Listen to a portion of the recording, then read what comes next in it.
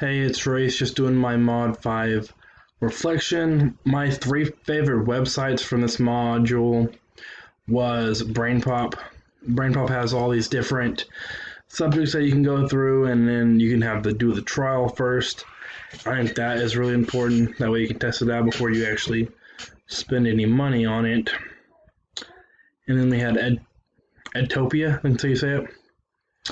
With all the different videos, it can be used in so many different ways and so many different age groups that this would be a site to be worth using. It can be used for all different subjects, different ages. So, and then Kuya, I think is how you say it. That was another one of my favorites. How easy it was to make the activities. Like, it was super fast, super easy. Didn't have to pay for it yet.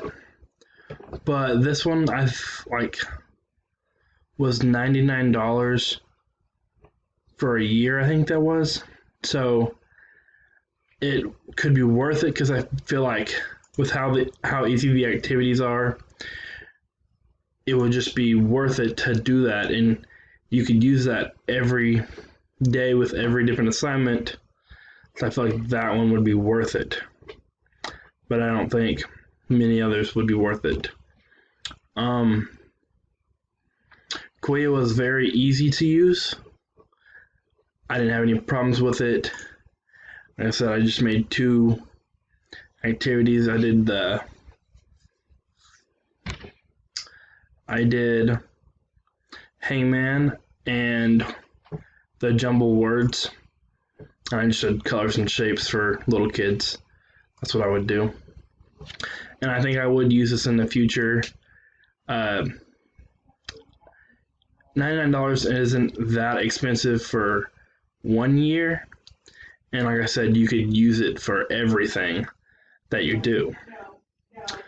The ORE, I think the best one that I looked at on there was the ORE Commons. I think it would be really useful, but I don't see myself using it that much in the classroom. It was just not what I was expecting and looking for. I mean, it would be useful at the beginning, I feel like, to help you start, but then I feel like you branch out and make your own way. So, but yeah, that was my Mod 5 reflection. Thank you.